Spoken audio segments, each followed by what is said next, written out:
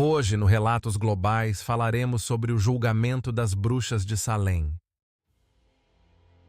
Em 1692, na pequena vila de Salem, em Massachusetts, o medo se espalhou como fogo em palha seca.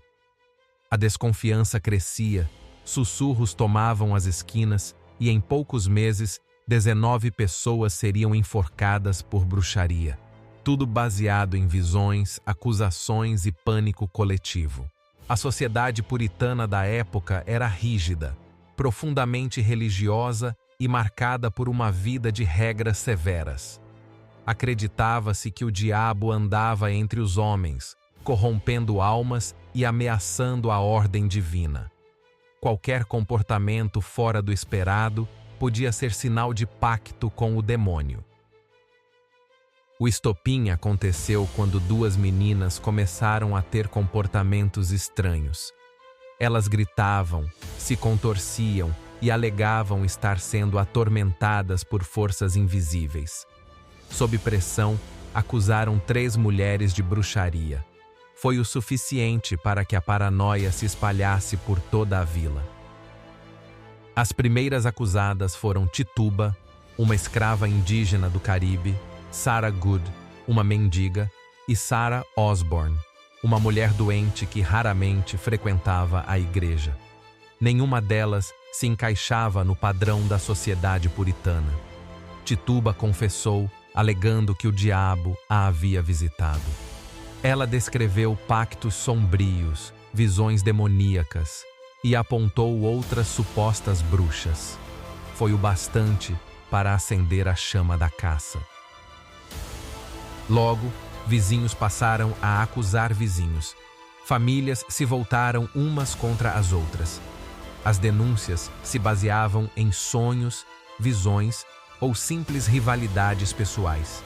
Se alguém tivesse comportamento estranho, fosse mulher sozinha ou não frequentasse a igreja, bastava. Era o suficiente para ser preso, ou pior. O tribunal especial foi formado e os julgamentos começaram. Não havia necessidade de provas concretas. Relatos de evidência espectral, como dizer que o espírito de alguém apareceu durante um sonho, eram aceitos como verdade. A justiça virou espetáculo, e quem confessasse e acusasse outros podia escapar da forca. Ao todo, mais de 200 pessoas foram acusadas. 19 foram enforcadas. Uma delas, Giles Corey, foi esmagado até a morte com pedras por se recusar a confessar. Ele não disse uma palavra, além de mais peso.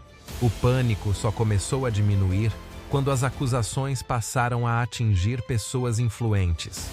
A própria esposa do governador foi denunciada. Foi aí que as autoridades começaram a questionar a validade das provas e encerraram os julgamentos. Anos depois, o governo pediu desculpas oficiais e as famílias das vítimas foram compensadas. Mas o estrago já estava feito. O julgamento das bruxas de Salem se tornou um símbolo sombrio do que acontece quando a histeria coletiva e a intolerância vencem a razão. Até hoje, Salem é um destino turístico.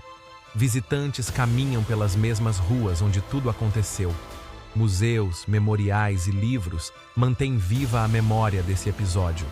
E nomes como Rebecca Nurse, Martha Corey e George Burroughs, todos inocentes, são lembrados como mártires de uma época em que o medo falou mais alto que a verdade. Até hoje, Salem carrega as marcas desse passado e nos lembra que, às vezes, o verdadeiro perigo não está na magia, mas no medo das pessoas.